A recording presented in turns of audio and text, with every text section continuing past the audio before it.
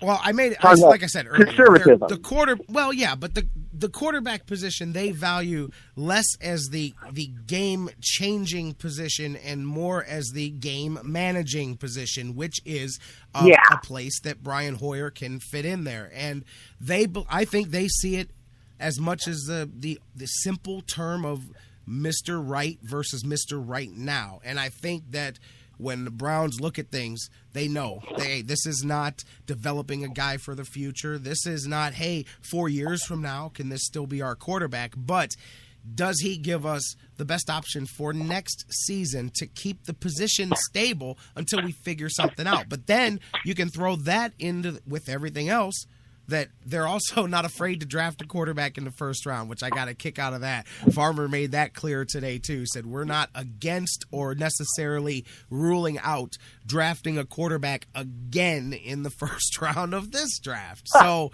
but I'm digging it from the aspect of keeping all the options open and all of that. And, of course, a lot of that goes into Manziel. And that's the thing. While the Browns are wanting him right now to be thinking about his future and whether he's going to be a part of the Browns going forward, he was thinking about how to Instagram happy birthday to LeBron while he was down at the club in Miami the day after you just got fined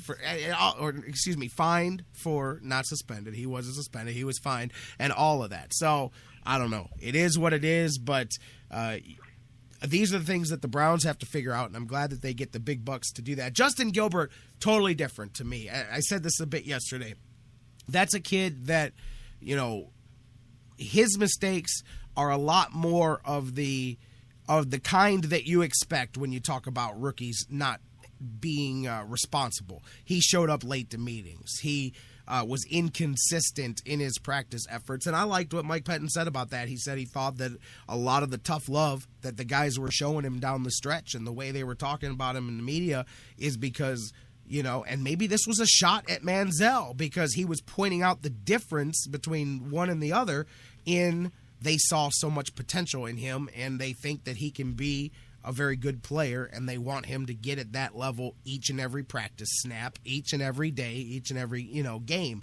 And I can see that. But again, I think Justin Gilbert ends up being the beneficiary of Josh Gordon / Johnny Manziel and the circus around them because he's the one who they'll be hoping can get himself together, but the other guys are going to be examples of what they don't want him to be. But I think Gilbert is the least to worry about. I can't advocate, to trade this guy right now. Like, I don't know if he'll end up being good or great or what level of skill he'll have on the field, but he just made stupid. Those are just, hey, you do them or you won't have a job. We'll come bring him back next year. If he's still not showing up on time, then he didn't learn nothing and he'll be out of the NFL just like anybody else. But I don't view Gilbert in the same light as Manziel and Gordon. Right, and Pettine made a very interesting comment. He said, I could cut together a video of 20 plays that would make Justin Gilbert look like one of the best corners in the league. And I could cut together another 20 plays that make it look like he should have been drafted on day 3. So obviously there's a wide variety of inconsistency. And, of course, cornerback is a very difficult position to play. But I think this entire problem, this is one of those, this whole last week has just been a big stumbling block that the team is going to have to get over to get to eventually to where it wants to go. I mean, you've got young players who are talented, but they're getting really slapped in the face saying, look, you don't have to be at this level of play and commitment. No, you got to be up here. If we're going to get there, you got to be way up here to succeed in the NFL. It's not just a matter of getting here. You've got to do X, Y, and Z in order to stay here and help us all get to the next level. So, I think the good news is, now that the season's over, there's several months to go to sort of drum that into everyone's head, make sure everybody's on the same page. I guess Gordon might not end up making it there, but of course Manziel and Gilbert will. And it's interesting, you talk about how these guys are coming forward, and people say, well, we should get rid of these people. But with Ray Farmer, Johnny Manziel and Justin Gilbert are inextricably tied to Ray Farmer because those are his 2 first-round draft picks. So as they go and as their reputation goes, so goes Ray Farmer's reputation. So it really behooves him to put them in a position where they can ultimately succeed, where they can ultimately get to where they want to go. Even if Manziel doesn't come out to be a Super Bowl winning quarterback, if he becomes, like you said, a solid starter, then that's, a point in Ray Farmer's column. And again, Justin Gilbert, if he could eventually become a really high-level quarterback, that's another point in his column. So Ray Farmer is the last guy who is going to give up on either of those two. So really, it looks like if the hammer is going to fall on anybody's head, it's going to be on Josh Gordon.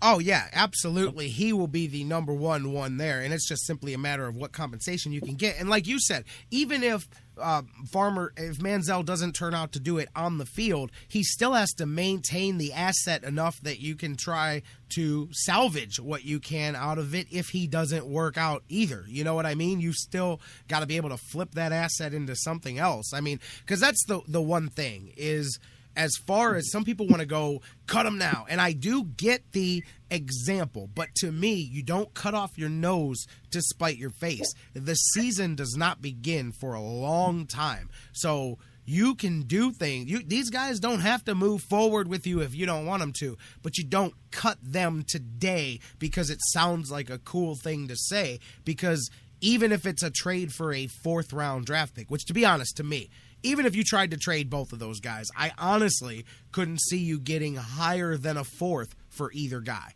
And I've got to think you'd get more for Gordon, believe it or not.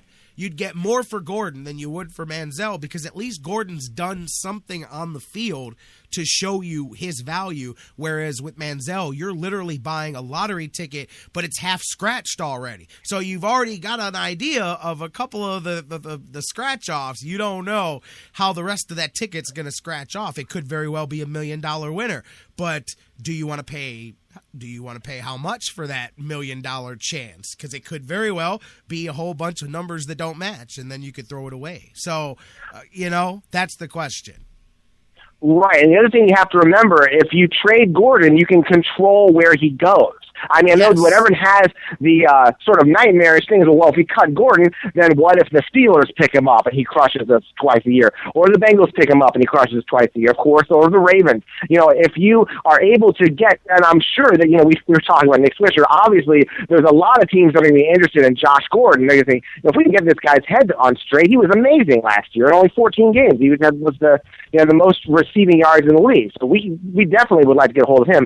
You can control where you send him. If you want to trade him to the Seahawks, you want to trade him to the Cardinals, or some team that you won't have to play more than once a year, that's better than just cutting him loose and then one of your big rivals says, aha, and they clamp onto him, and then he's end up beating you for the next 10 years.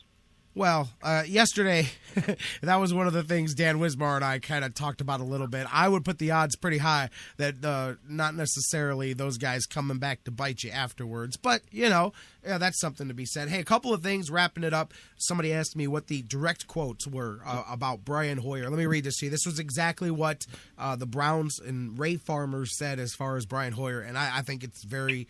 You don't even have to read between the lines. It's pretty point blank what he's saying here.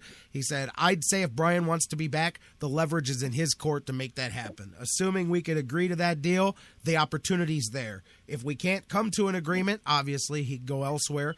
There's a lot of work to be done from a business perspective. Our value versus his value and how it comes together. Brian's agent and I will sit down and try to work that out. We'll have some conversations in the next couple of weeks. As far as on the field, he absolutely was credible, functional, gave us a chance to win games. We won 7 games, and at the end of the day, it's a team game. Too much is made out of the fact of one player, both positively and negatively. It's not always the quarterback's fault that we win, nor is it his fault that we lose. It's pretty simple. A guy's got to be given a chance to compete and a chance to win games, and that's generally enough. So, and that's generally what the consensus is on Brian Hoyer. So the answer to the Browns, it's easy. Can you do better than that this year? If they can, they will. If they can't, then Brian Hoyer will get one more season as the quarterback of the Cleveland Browns. I think that's pretty cut and dry from that. Right. The interesting thing is the way this entire season has worked out for the Browns. It really looked like in the first half of the season, hey, we found our quarterback. Hoyer's our guy. Right. He's playing. He's winning. This is great. Then at the end of the year, when things totally fell off the table, it's like, well, no. In fact, Hoyer has kind of exposed himself as really more of a backup. He's really not a elite or even a real solid starter. But the thing is, he's done well enough this year to earn enough money from somebody, whether it's the Browns or somebody else, to earn enough money to be a solid starter. And, of course, if someone's going to pay him that money, which they will, he will become their starter. So it's almost like a failing upward situation where he didn't really earn the job with the Browns, but he did well enough that he is gonna get that job next year. He's going to be a starter for somebody, possibly even the Browns, next year, as strange as that sounds. Oh, I absolutely believe it. I know there's some people that'll fight with me tooth and nail that he won't start anywhere in the league. I can name you at least 3 cities that he's got a shot at walking in the starter, not competing for it and winning it. They're going to give him the job. But anyways, we'll talk about all of that coming up. Jeff, my man, Friday, how about you and I, since we don't have a Browns game to preview, let's preview some wild card weekend, baby. My favorite weekend in football and one of my favorite in sports because you've got all the wild card action. So how about we do some playoff previews on Friday? That sounds great. Sounds like a lot of fun. I can't wait. Got it. Well, I'll tell you what. Last chance to say goodbye to you for 2014. Enjoy your new year, my friend. When you and I talk again, it'll be 2015, and we'll do it together, man. We'll crack open the new year. It'll be great. Thanks a lot, J-Rock. It's been great being on your show all year. I look forward to everything in 2015, and a Happy New Year to everybody in the Sports Fix universe. You too, my friend. Glad to see you, and we'll see you on Friday. You got it, man.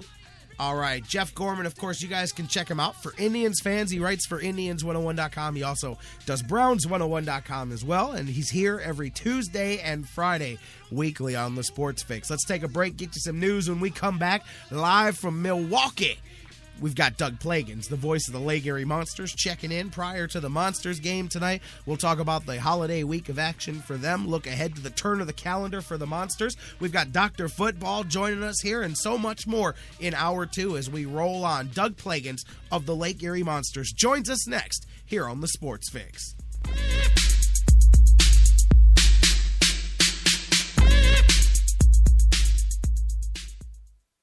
The Sports Fix, your choice for intelligent talk. I'm expecting a very important delivery at the house, so could you please call me if it arrives? I'll give you my cell number. 401-555-1125.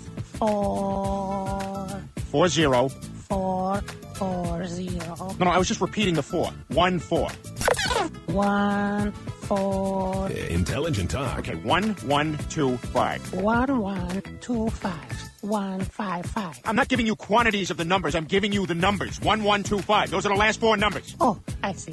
1125. Yes. All right. Now read the number back to me. Let me get my pen. The Sports Fix will be right back. Hi, this is Joe Tate, and you're listening to the Sports Fix.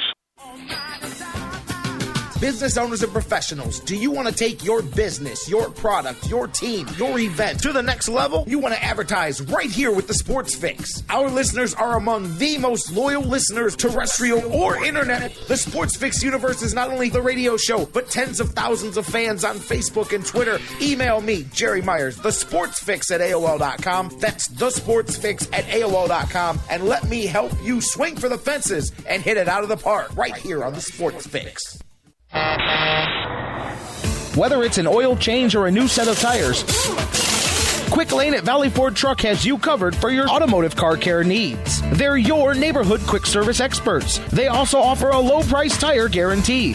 Choose from 13 brands, and if you find the same tires at a lower price within 30 days, Quick Lane at Valley Ford will refund the difference. They're open late Monday through Thursday until 9 p.m. and open early Saturday so you can check it off your to-do list and get on with your day. They also have a newly remodeled service lounge and additional service bay just for Quick Lane oil changes.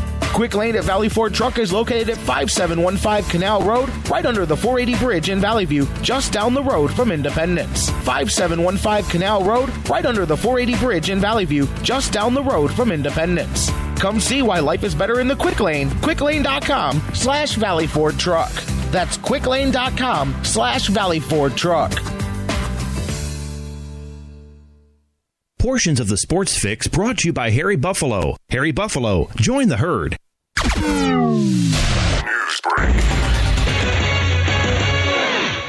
I'm Christine Lisi. Here's what's happening. This is a big day at Michigan. The university has scheduled a news conference for what it says is a major football announcement. The introduction of new head coach Jim Harbaugh, coverage at noon Eastern on ESPN. Harbaugh's former NFL team, the 49ers, have asked for permission to speak with Patriots offensive coordinator Josh McDaniels about their coaching vacancy. ESPN's Adam Schefter reporting McDaniels is one of 4 assistants the Falcons have requested to interview as they search for a successor to Mike Smith. The others are Denver's